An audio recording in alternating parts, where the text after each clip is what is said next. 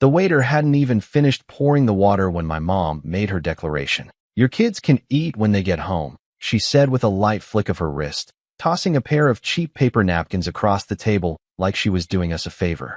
My daughters, who had just come from soccer practice still in their uniforms, looked down at the napkins, then up at me. Across the table, my sister's girls were already unwrapping neat little to-go boxes with gold foil lettering. $65 pasta dishes from some boutique Italian spot, and slices of tiramisu stacked like little edible towers. Her husband laughed a little too loud. "Should have fed them first," he said, not even glancing at me. I felt something cold coil in my chest, but I smiled politely, leaned down to my girls, and whispered, "Copy that." When the waiter returned with his notepad out, I stood up. But I should back up. You need to understand how we got here. How we ended up at that dinner table where two little girls were being taught a very clear lesson. That in this family, there's an A-list, and everyone else is supposed to clap quietly from the side. My name's Connor. I'm 36, and I've been walking on eggshells around my family since I was old enough to understand that not all kids get the same kind of love. I've got two daughters, Emma, 10, and Riley, 8, who are the best parts of me, and a wife who should have run for the hills considering the family she married into. But she stuck around, mostly for me, sometimes for the entertainment. Because my family isn't just dramatic. They're a slow-motion train wreck where the engine swears it's never derailed while the caboose is in flames. Let me tell you about my sister, Melissa. She's 38, 2 years older, and she's been the princess since birth.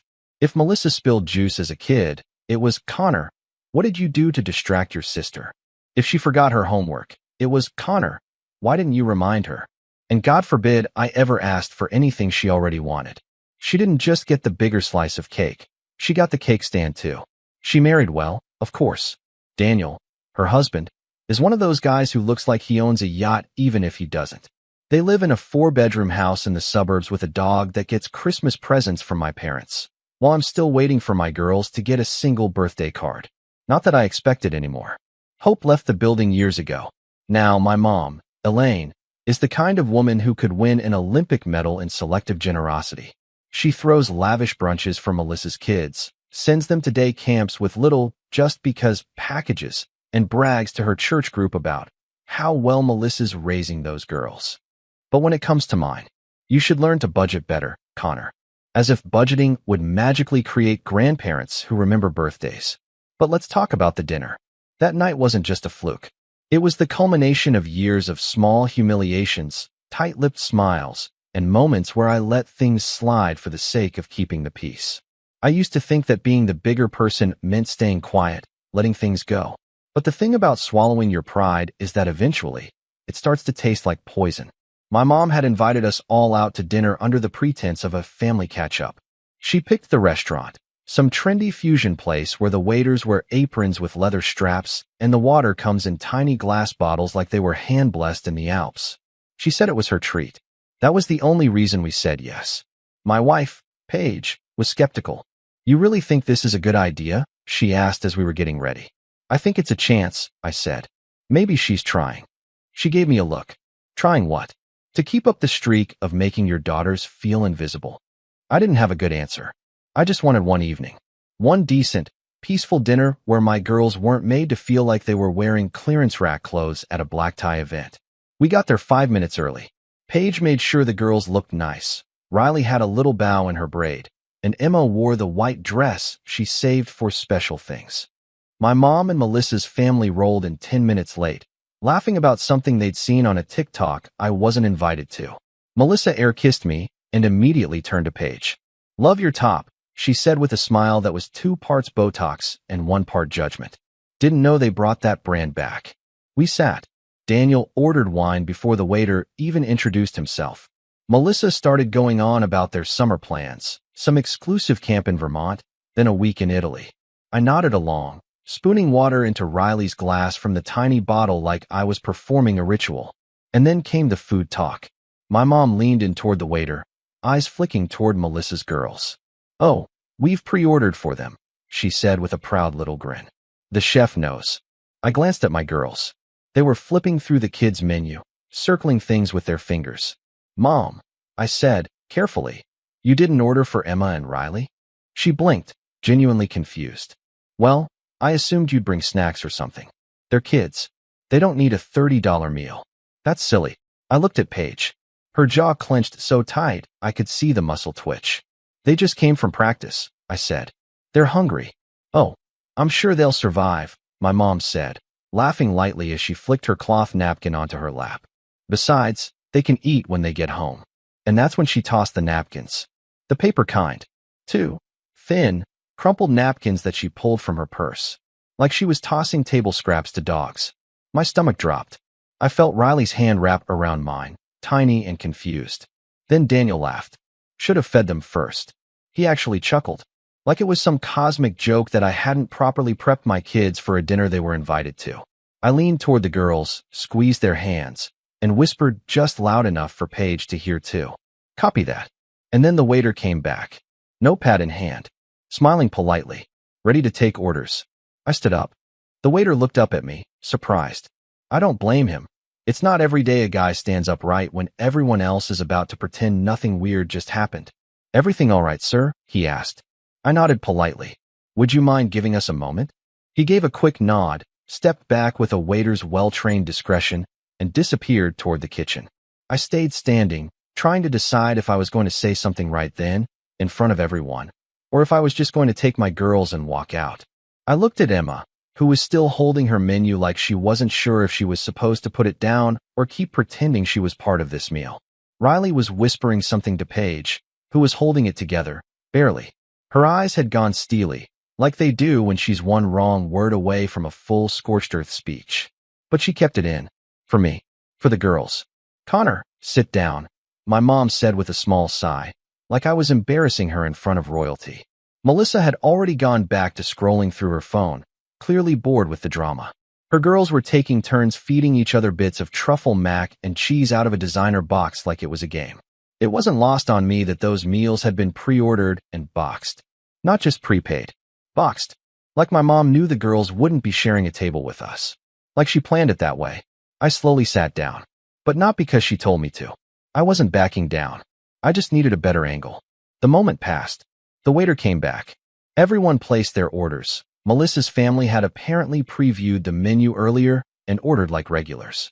Paige and I let the girls order the only two things on the menu under $20, a margarita flatbread and a side of fries.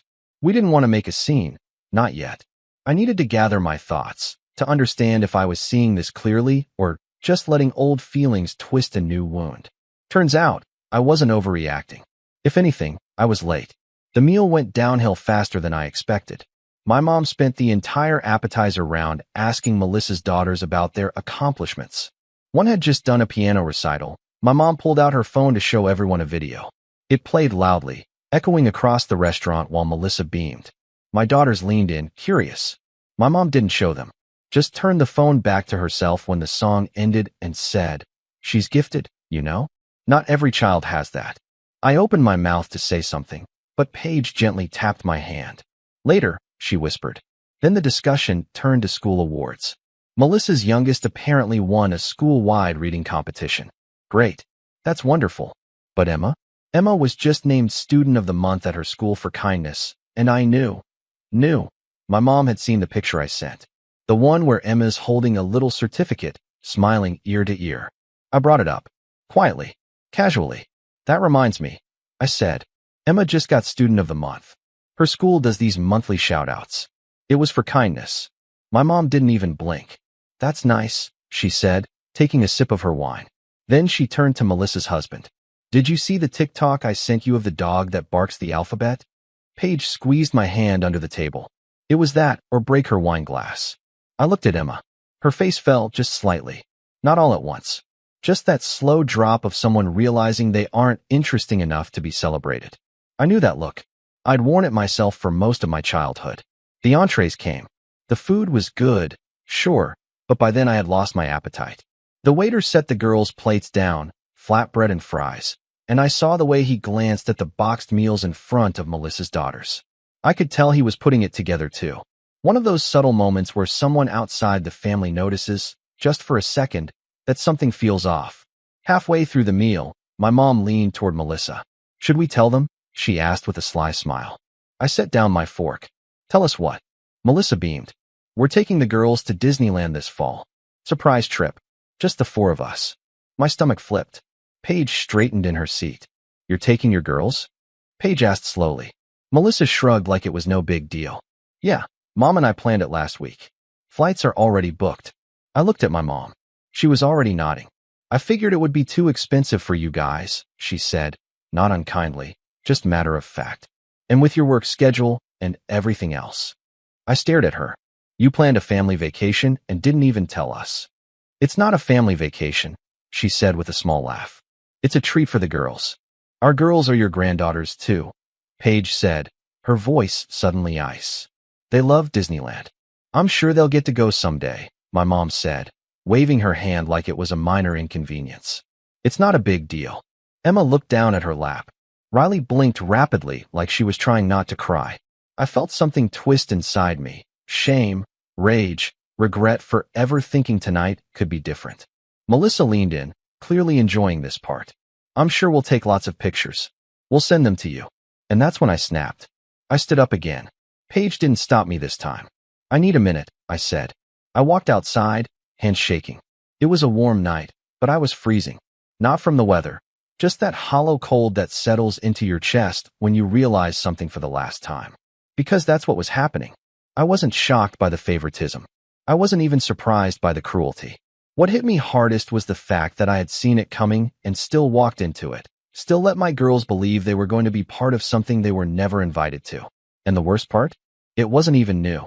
It was a rerun of my entire life. I remembered birthdays growing up where Melissa would get the full parade, balloons, banners, cakes from specialty bakeries, and I'd get a card signed Love, Mom, with a $10 bill and no cake. I remembered parent-teacher nights where my mom gushed over Melissa's C in math while ignoring my science trophies. I remembered being told boys don't need that much attention and don't be jealous, be helpful. I thought it would be different with my girls. I thought becoming a father would finally give me some leverage, some way to rewrite the script. But you can't rewrite a story if the author never changes. I stayed outside for a long minute. Then Paige joined me, her arms crossed, jaw tight. You okay? She asked. I shook my head. No, but I know what to do. She raised an eyebrow. What does that mean? I didn't answer. Not yet. Because revenge, when it's deserved, doesn't come in one explosive moment. It simmers. It builds. And I had just found my spark. I walked back in. Melissa was laughing at something Daniel said. My mom was swirling her wine like she was the queen of a table that existed solely to orbit her. My daughters were sitting quietly, side by side, eating flatbread like it was some kind of test they had to pass without speaking. And I watched them, those two sweet, patient girls, and I made a silent promise. This wouldn't happen again. Ever. I sat down slowly. My mom glanced at me, still sipping her wine. You all right, dear? I smiled. More than all right. And that's when the waiter returned to ask about dessert. And that's when I said something that would turn the entire night upside down. The waiter hovered near our table, still waiting for someone to confirm the dessert order. Melissa's kids were bouncing in their seats, loudly requesting the chocolate dome with the caramel explosion, like they'd been rehearsing the moment. My mom leaned in again with that signature smirk that always accompanied her worst behavior, like she was starring in a sitcom only she found funny. I didn't break eye contact with her when I said, actually, we're going to hold off on dessert. The waiter nodded and glanced at my mom, who waved him away like a servant in an old movie. She didn't even bother to hide it anymore. Suit yourself, she said. But don't be surprised when the girls regret missing the best part. I smiled, but it didn't reach my eyes. I was too focused on what was coming. Because I could feel it. This wasn't just going to be another dinner where I swallowed my frustration and paid for it in silence later. No, this was the night the thread finally snapped. It started with a toast. Melissa tapped her glass with a fork, just a soft ting-ting-ting, then stood up with all the flourish of someone who thought she was the most interesting person in every room. I just want to say, she began, that I'm so grateful we could all be here tonight. It's not every day we all get to sit down as a family and celebrate how far we've come. Daniel placed his hand on her back with all the supportive husband energy of a man who never had to work for his approval. Melissa beamed. Mom, thank you for putting this together. For always being there for us. For supporting our girls in everything they do. For going above and beyond. whether it's weekend sleepovers, surprise gifts, or those late-night calls when I'm losing my mind with homework chaos. My mom wiped a fake tear with a cloth napkin. Of course, sweetheart. That's what family's for. There it was. The moment. The exclusion, dressed as affection. A toast to everyone. Except us. I could see Paige's nostrils flare. I could hear Emma slowly stop chewing. Like even her 10-year-old heart understood she'd just been passed over again. Then Melissa raised her glass. To strong women, raising strong daughters. They all clinked glasses. I didn't move. Neither did Paige. And for a moment, there was a silence so sharp it could have split the table in two. You know, I said finally. It's wild how often we all get together and still manage to feel like strangers. Melissa blinked. What's that supposed to mean? I didn't answer her. I looked at my mom. Mom, when's the last time you came to one of Emma's soccer games? She shifted in her chair. Well, you know how busy I am. But you made it to 2 of Ava's piano recitals. And 1 of Charlotte's ballet rehearsals. Not even a performance. A rehearsal. I didn't realize you were keeping score, she said coolly. I wasn't, I replied. But it turns out my daughters were. Emma looked up at me, confused, as if she couldn't quite believe I was actually saying it out loud. Paige reached for her hand under the table. Melissa rolled her eyes. Here we go. No, I said, locking eyes with her. You don't get to dismiss this like it's some petty thing. You've always acted like this. Like your kids are the center of gravity and the rest of us are just satellites orbiting their perfect little lives.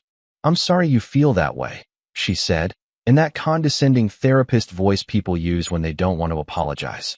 That's not an apology, Paige muttered. And then Daniel chimed in. Maybe if you put as much effort into your parenting as you do keeping score, you wouldn't feel so left out. I froze. It wasn't just the words. It was the smirk he delivered them with. Like he thought he'd just dropped the mic. Like he expected everyone to nod in agreement. Even my mom didn't stop him. Emma looked crushed. Riley was hiding her face in Paige's arm. That's when I realized it wasn't just favoritism. It was sabotage. Because this wasn't about treating my girls differently out of negligence. It was intentional, cruel, targeted. It was the moment I understood. They didn't just overlook us. They enjoyed watching us be small. So I stood up. Again, I pulled out my wallet, took out $200 bills, and placed them on the table. That should cover our part, I said. You don't have to do that, my mom said, tone suddenly sugar-sweet. This was supposed to be my treat. I ignored her and leaned down to my girls. Come on, let's go. Emma looked up. Are we in trouble? No, sweetie, Paige said, already grabbing her purse. We're just done playing pretend. As we gathered our things, Melissa scoffed. You're seriously going to make a scene? I turned to her. No scene, just finally acknowledging what's been obvious for years. Then I paused. Because I wasn't done. I turned back to my mom. You had a choice, you know. You could have loved all your grandkids. You could have shown up, supported them, made them feel like they belonged. Instead, you chose a favorite. And the worst part is, you taught them that love is conditional. Her eyes narrowed. You're being dramatic. I'm being honest, I said. And for once, I'm okay with you not liking what you hear. We walked out before anyone could reply. The restaurant door shut behind us with a soft click, but the sound echoed in my chest like a cannon. Outside, the girls were quiet. Paige stood beside me, waiting. Where are we going? Emma asked. I knelt down and looked her in the eyes. Anywhere you want. They chose ice cream. Of course they did. Because they're still kids. Still sweet. Still hopeful, even after being let down again and again. We sat on a bench outside the ice cream shop, their cones melting faster than they could eat them. Paige rested her head on my shoulder. You did the right thing, she said softly. I didn't respond. Because even though I'd finally stood up for them, I still felt like I'd lost something. That illusion, that maybe, somehow, my family would change. That maybe they'd finally see us. And yet, there was a calm in my chest now. A strange, unfamiliar peace. Because when someone shows you who they are, really shows you, you can finally stop pretending. And that clarity? That was the beginning of something new. But I didn't know yet just how much worse things were going to get. Because 3 days later, I got a phone call that changed everything. 3 days. That's how long the silence lasted. Just long enough for me to convince myself that maybe, just maybe, my exit had sunk in. That maybe my mom would call. Maybe Melissa would feel a sliver of guilt. Maybe someone, anyone, would try to fix what they'd broken. But no, 3 days of nothing. No texts. No calls. No emails. No, are the girls okay? No, can we talk? And then the phone rang. I was at work, in the middle of checking invoices, when I saw the caller ID. Aunt Debbie. Not my mom. Not Melissa. Aunt Debbie. I hadn't talked to her in months. Maybe a year. But the moment I picked up, I could tell she already knew something had gone down. Connor, she said, voice tight. Did you really walk out of your mother's dinner and cause a scene? I took a slow breath. Hi, Aunt Debbie. Nice to hear from you too. She didn't laugh. Elaine is beside herself. Melissa said you stormed out, made a dramatic speech about being mistreated, and left them with a huge bill. I rubbed my forehead, already feeling the exhaustion settle in. I paid our share. Left $200. Paige and I took the girls out for ice cream. That's not what your mother said. Of course it's not. Connor, she said, in that voice only older relatives have, part scolding, part pleading. I know things aren't always fair, but do you really think this is the way to handle it? And there it was, the phrase that makes every adult child of emotional neglect want to scream. Things aren't always fair. As if fairness were the goal. As if we were fighting over the last cookie and not decades of favoritism, gaslighting, and emotional manipulation. I'm not asking for things to be fair, I said slowly. I'm asking for them to stop treating my kids like second-class citizens. There was a pause. I understand, she said, quieter now. But your mom she's proud. And she feels hurt. She says you embarrassed her. I nearly laughed. She felt embarrassed? She tossed napkins at my daughters and told them to eat at home while serving Melissa's kids catered meals. Then told us they were going to Disneyland, without even mentioning it beforehand. If she's embarrassed, maybe she should ask herself why. Debbie sighed. I hate seeing the family fall apart. Then maybe the family shouldn't have built itself around a golden pedestal with Melissa's name on it. We ended the call soon after. Politely, but cold. That night, I told Paige about the conversation. She didn't say anything at first, just shook her head and folded laundry in silence. Do you think I overreacted? I asked. She looked up. No, but I think they'll never see it that way. I nodded, already knowing she was right. And that's when it really started to sink in. This wasn't going to be one of those arguments that blows over. This wasn't a misunderstanding to be cleared up over coffee. This was a fracture, long overdue and finally split wide open. And like any earthquake, the aftershocks kept coming. A week later, we found out Melissa had posted a Facebook status. Family doesn't always mean blood. Some people just like playing the victim. Upside down face. Underneath were a dozen likes from her friends, vague comments like, ugh, I know this feeling too well, and a sea of passive-aggressive validation. My mom commented a heart emoji. Emma saw it. She was sitting next to me on the couch, flipping through my phone because she was showing me a meme from her school's parent group when the notification popped up. She read it, blinked, and asked, is that about us? I froze. What do you think? She was quiet for a long moment. Then she handed the phone back and said, I don't want to go to Grandma's anymore. I nodded. You don't have to. Later that night, Paige and I sat on the porch after the girls went to bed. It was early fall, just starting to get cold, and we had blankets over our laps like we were an old couple waiting out a storm. I don't want them growing up like I did, I told her, walking on eggshells, wondering what version of love they'd get that day. She reached over and squeezed my hand. Then don't let them. That's when I started to plan. Not revenge. Not yet. I wasn't ready for that. But distance. Real distance. No more holidays by default. No more driving an hour just to sit at a table where my daughters were ignored while Melissa's kids opened surprise gift bags. No more passive-aggressive texts.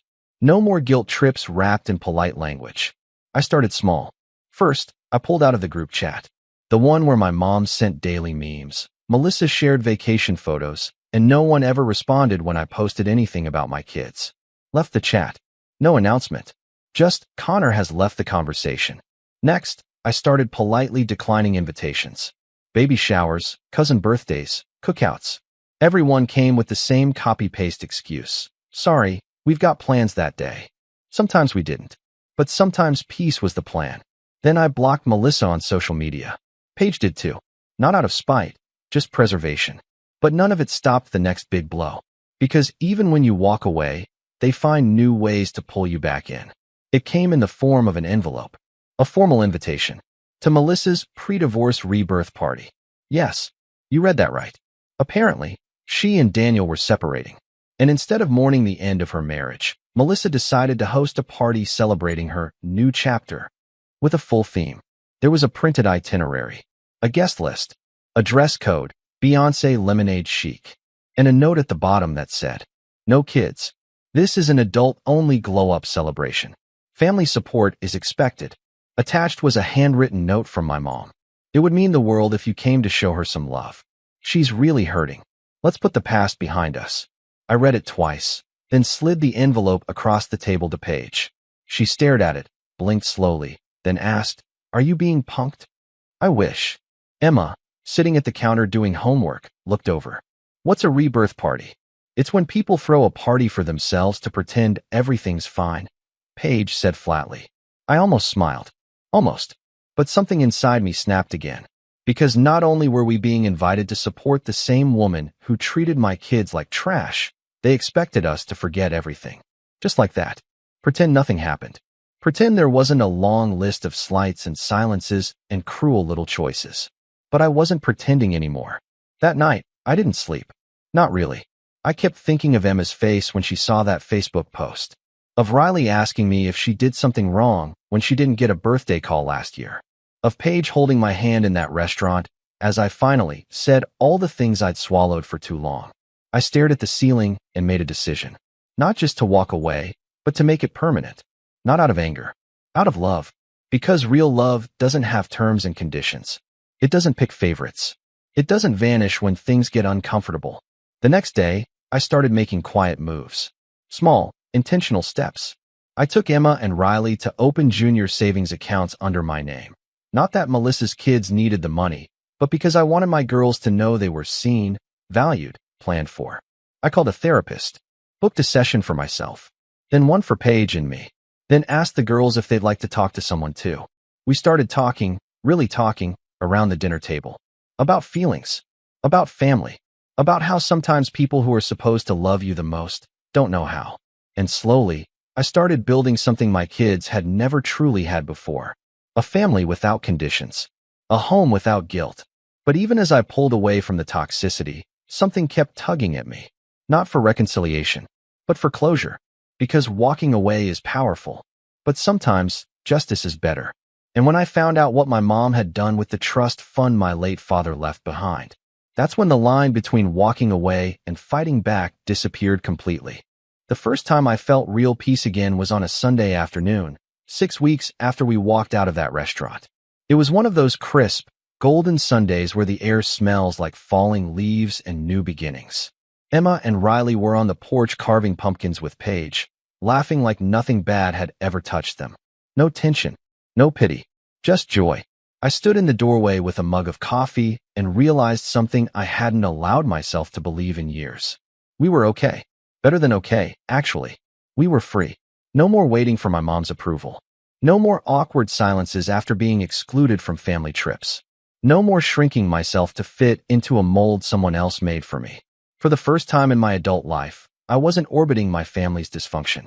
I was building something separate, and it was working.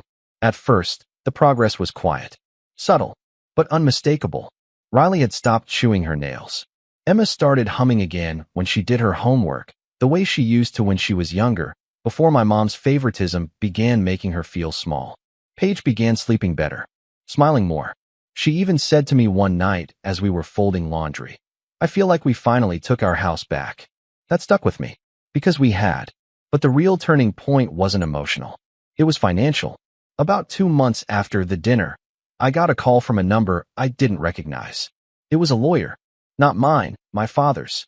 Apparently, after my dad passed 10 years ago, he had set up a small trust fund for his grandkids. It wasn't a fortune, just under $60,000 total, but it was meant to be evenly divided between all of his grandchildren once they turned 18. And my mom was the trustee. The lawyer had tracked me down because I had never responded to the documentation.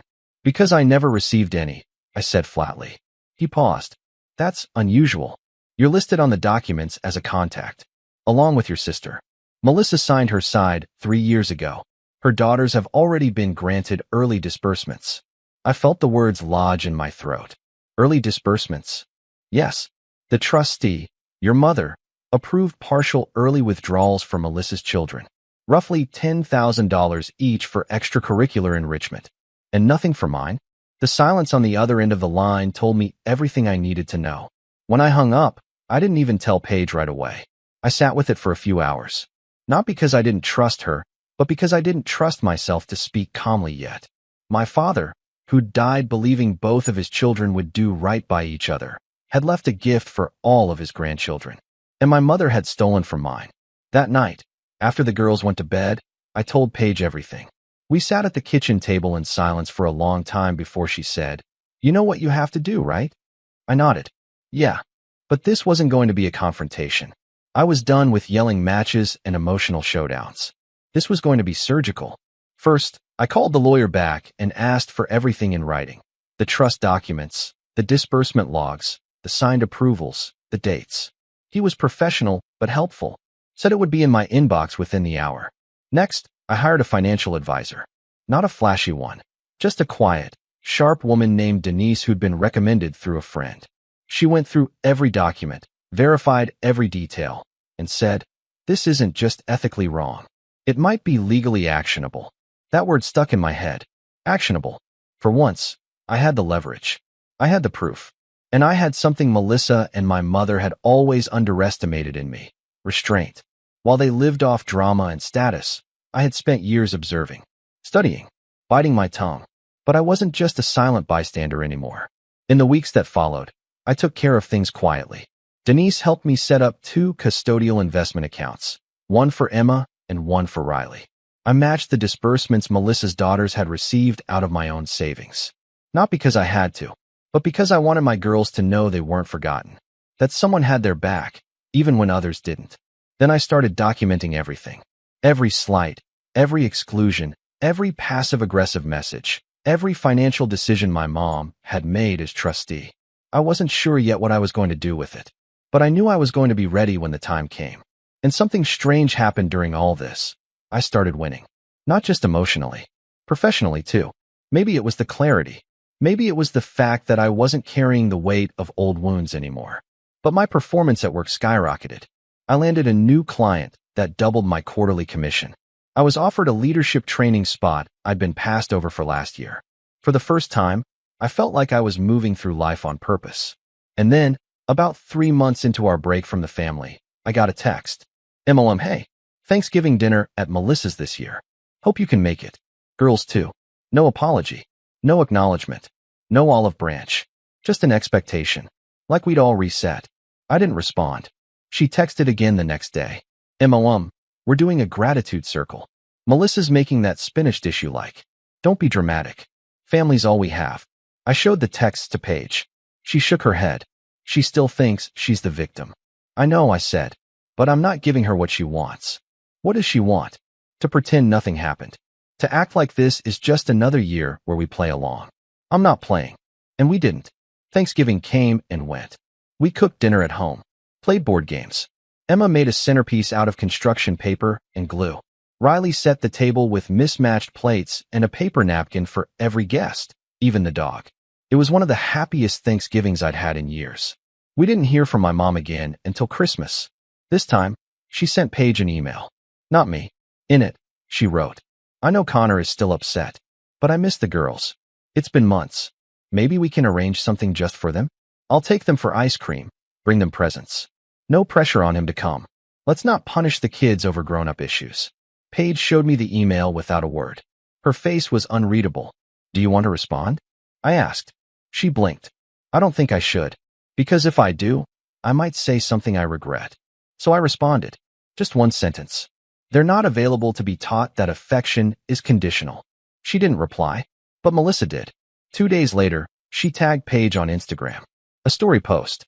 A photo of her daughter's opening presents under a perfect tree, captioned, "When you teach your kids the true meaning of family." Some of us get it. Some never will. I didn't comment. I didn't react. Because I was already planning something bigger.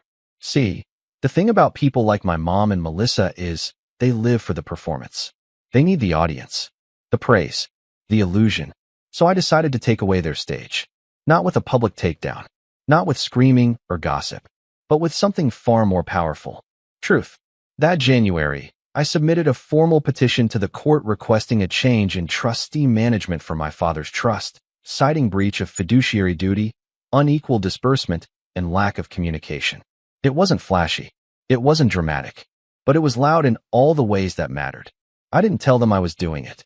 I let the paperwork speak for me. Because by then, I wasn't looking for justice just for my daughters. I was building proof that love isn't shown in grand gestures. It's in consistency, accountability, showing up. And for the first time, I was doing exactly that. Not just for my girls, for me. And just as I was settling into that peace, just when life started to feel steady again, I got a letter. Certified. Legal envelope. Return address. My mother's lawyer.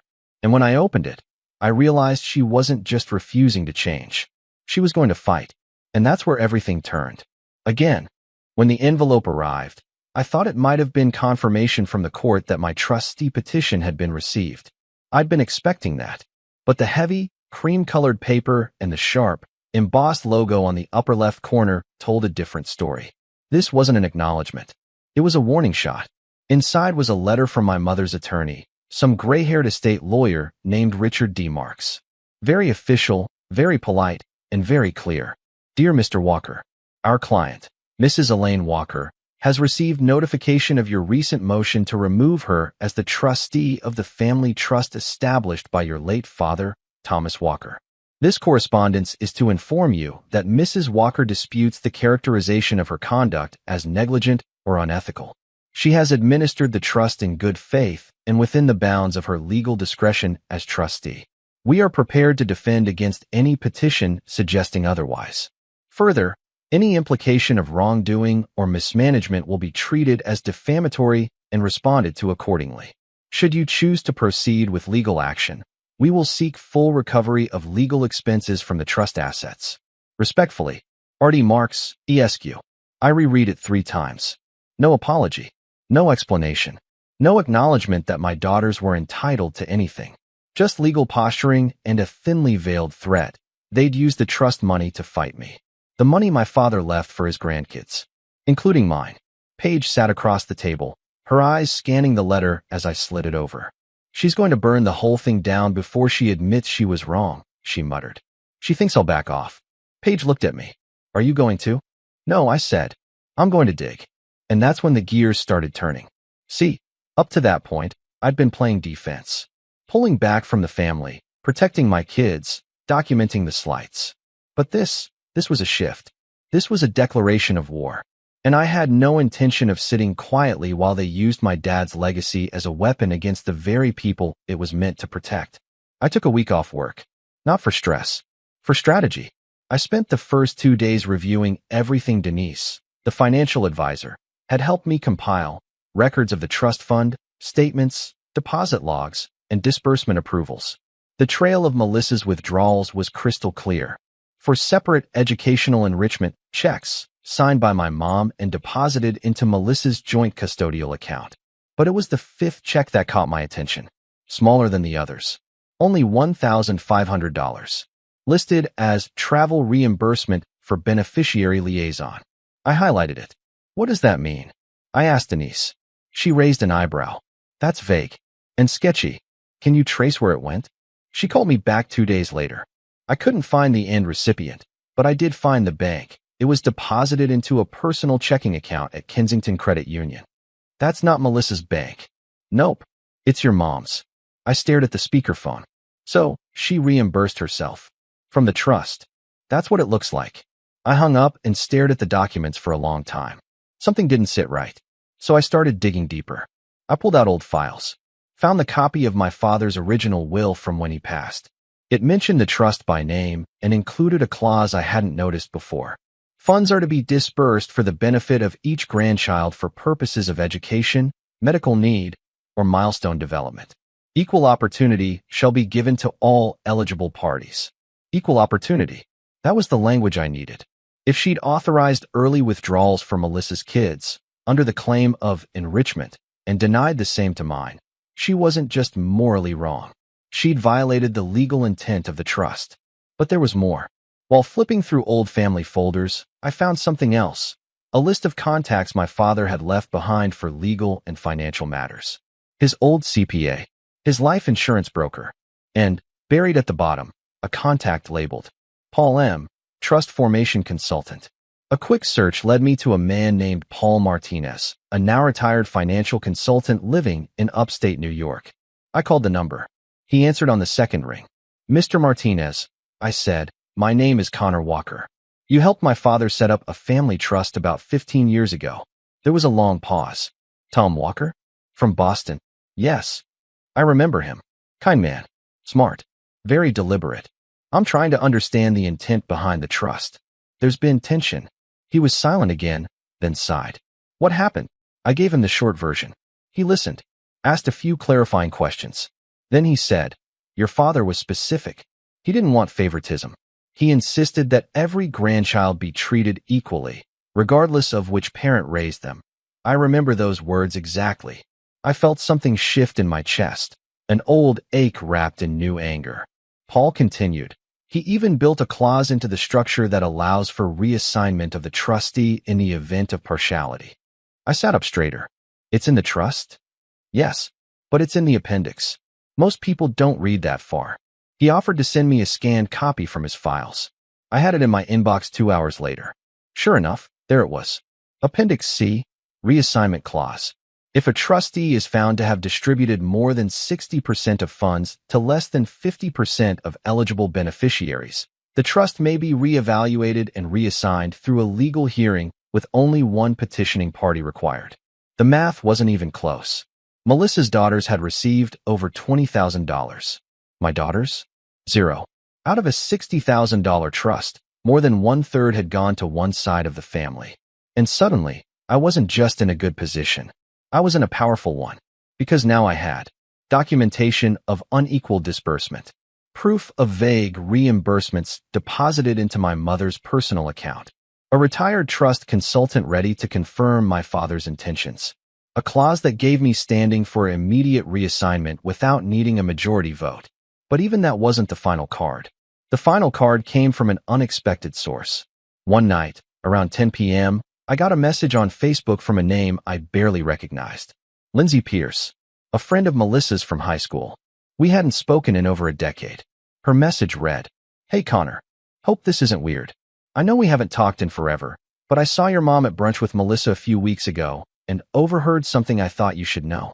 She went on to explain that she'd been seated near them, close enough to hear them talk about Connor's pity party and how he'll back down once he realizes he's not entitled to anything. But the kicker? Melissa had joked about using the trust money before Connor even figured out it existed.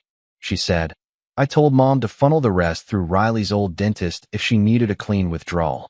He owes us one." I reread that line 5 times. Riley's dentist. The one she'd stopped seeing 2 years ago after we switched insurance. I went back through the disbursement logs, and there it was. A $2,400 withdrawal. Labeled, "Dental procedure for RW." I never authorized it. Never signed a release. It wasn't my Riley, but it sure looked good on paper. I added it to the evidence folder. Now I had a trail of false expenses, witness testimony, a clause for reassignment, and a paper trail that reeked of misuse and fraud. I wasn't just on solid ground. I was holding the match and the gasoline. But I didn't light it yet. Not until I could ensure it would burn exactly the way I wanted it to. Not just to reclaim what was ours, but to expose what they'd tried to hide. Because revenge wasn't just going to be about money anymore. It was about truth. The morning of the court hearing was calm, almost unsettlingly so.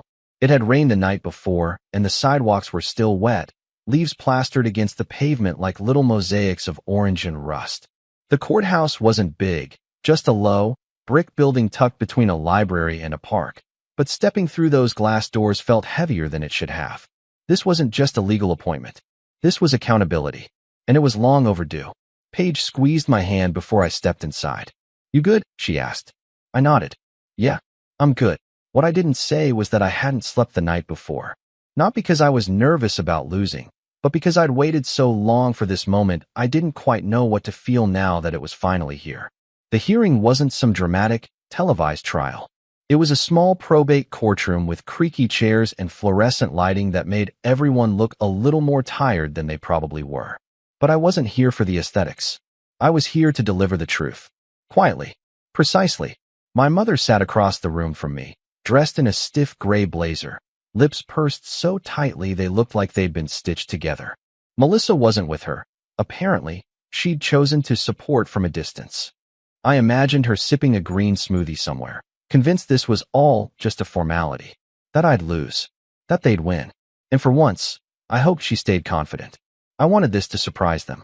The judge, a woman in her 60s with silver hair and sharp eyes, called us to order. We're here to review petition number 221, GJ regarding the administration of the Walker Family Trust. Petitioner, please proceed. I stood, every document I needed in a neatly organized folder. Your Honor, thank you. I'm here to request the removal and reassignment of the trustee, Elaine Walker, on grounds of partial disbursement, financial mismanagement, and breach of fiduciary duty as defined in the original trust document and its Appendix C. Elaine shifted in her seat. I passed a printed packet to the clerk, who handed one to the judge. Within this file, you'll find the following.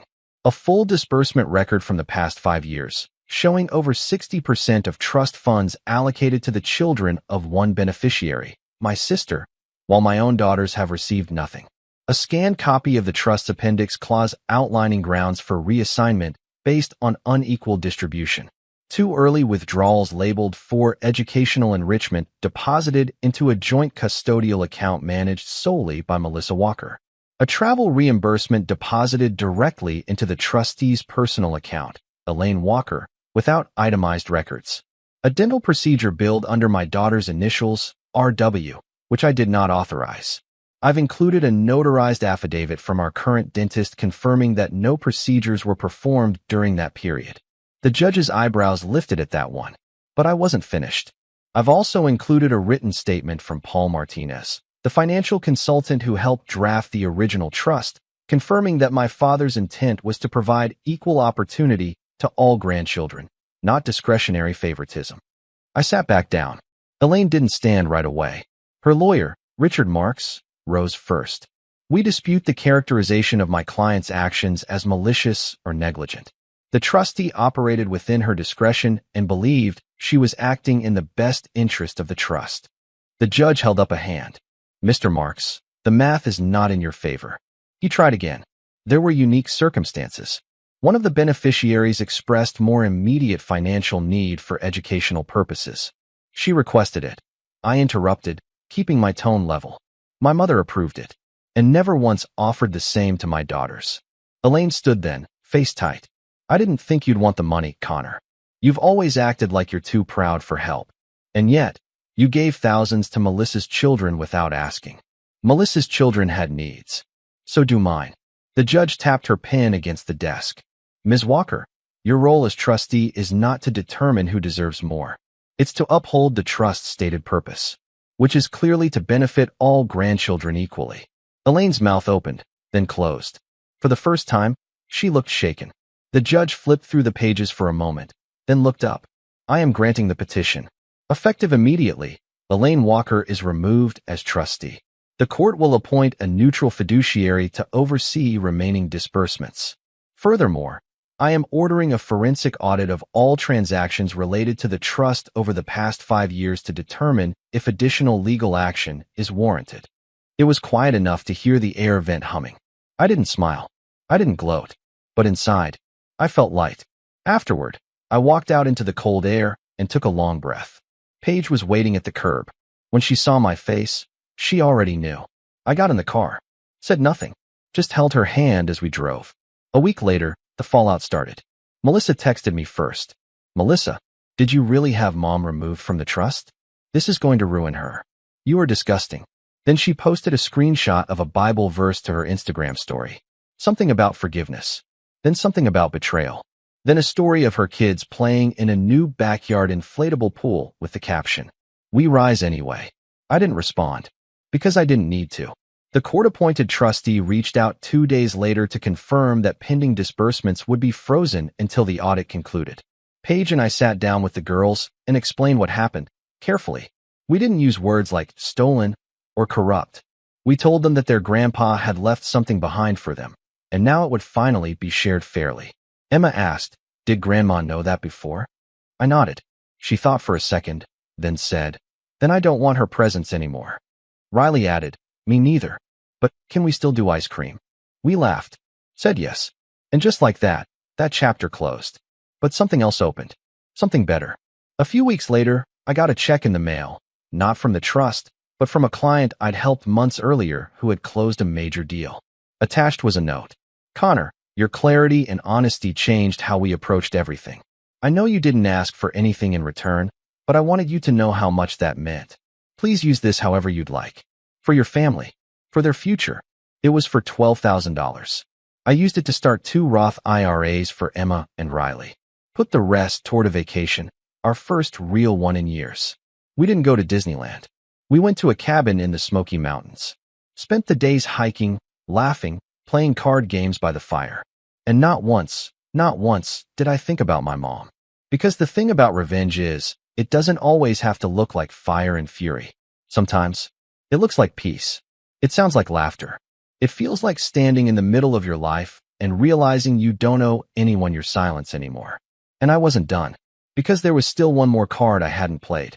The one that would finally expose exactly who Elaine Walker really was. And once I played it, she'd never be able to hide behind family again. The final card I held wasn't forged in court or bank statements. It was truth. Plain, unvarnished, and brutal. And it came from a place my mother had never expected, her own past. A few weeks after the court removed her as trustee, the audit began. It was out of my hands by then, managed by a neutral fiduciary, just like the judge ordered. But I'd submitted everything I had. Copies of shady transactions, the misappropriated dental payment, the travel reimbursement, and of course, the statement from Paul Martinez, the trust consultant. I thought that would be the end of it. Until Paul called me again. "I was going through some of the old records," he said, "and I found something I think you should see. Your father left a letter. It wasn't meant to be opened unless there was a dispute over the trust." "A letter?" I asked. "Yeah. It was addressed to the trustee, Elaine, but with a note that said, 'Open only if the kids fight.' I figured, given recent events, well, you have a right to see it now." He sent it by express mail. It arrived 2 days later, sealed in a plain envelope with my father's unmistakable handwriting across the front. To Elaine, "If you're reading this, something went wrong." And I'm not surprised. That's how it began. The rest of the letter was a gut punch. Not angry, not cruel, just devastatingly honest. He went on to explain how he feared favoritism would tear the family apart. How he'd seen it forming even before he got sick. How Melissa's constant demands and Elaine's blind indulgence made him worry for my future relationship with her and with my children. How he'd set up the trust to be fair on purpose, because he feared that when he was gone, fairness would die with him.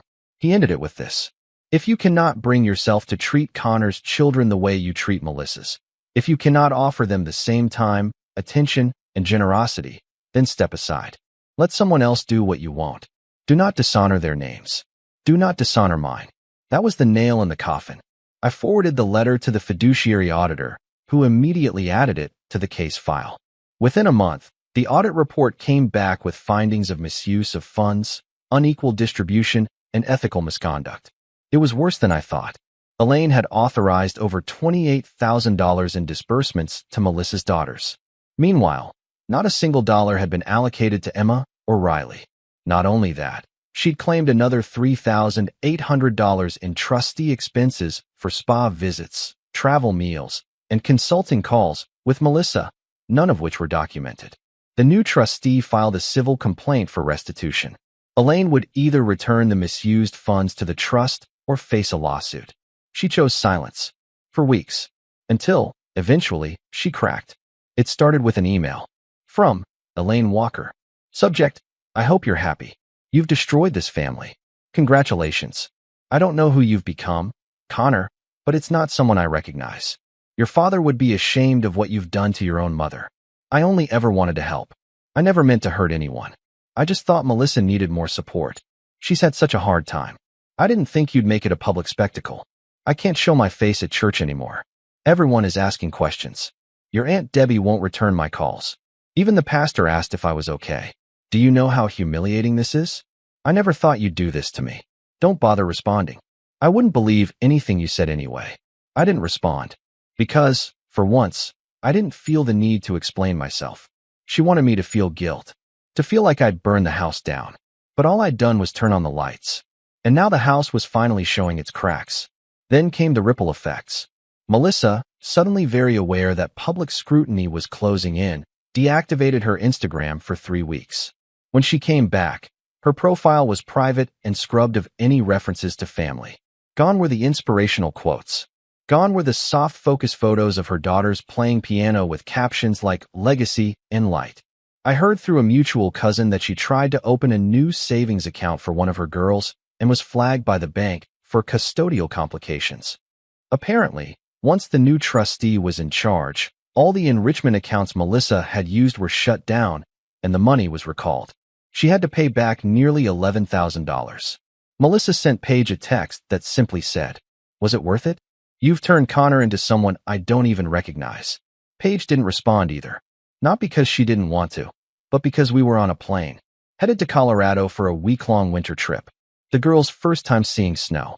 We'd saved up for it after the audit closed, and the trust officially allocated new equal distributions. Each child, Emma, Riley, Ava, and Charlotte, received the same amount. But Melissa had to apply for hers now. Through formal process. No more under-the-table reimbursements. No more quiet favoritism. We used our funds the way we knew my dad would have wanted. To make memories. To build something lasting. And on the final night of the trip, with snow falling outside the cabin window, Riley asked, "Do you think Grandpa would have liked this?" I smiled. He would have loved it. Emma curled up beside me. "I think he'd be proud of you." Paige kissed my shoulder. "I know he would." Months passed.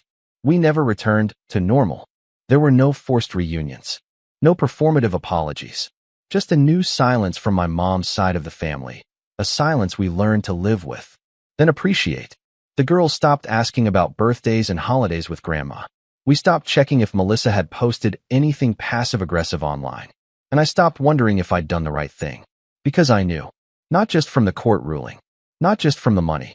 But from the calm that settled into our home. The ease with which my daughters now existed in their own skin. The laughter that came back. Loud, free, unapologetic. We weren't just surviving anymore. We were thriving. And the best revenge? It wasn't the court win. It wasn't the money clawed back. It was watching my daughters grow up knowing, without question, that they were loved unconditionally. That they didn't need to earn their worth. That no one could decide they were less important, less valuable, less deserving, and get away with it. That's what we built. And we built it out of the ashes they left behind. So if you're wondering whether speaking up is worth the fallout, whether choosing truth over comfort is too messy, whether walking away from toxic family will leave you with nothing, let me tell you this. I walked away with everything that matters. And I'd do it again.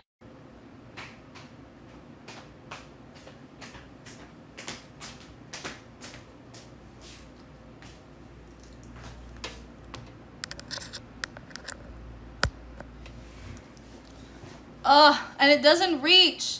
It doesn't reach the freaking floor. Wait, maybe I need to use my freaking power bank. Holy crap, man.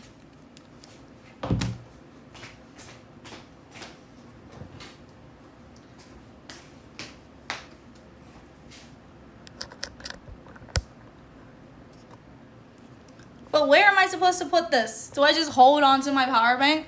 Like, what the fuck do I do with this power bank right now? Fuck. Okay. This is not good.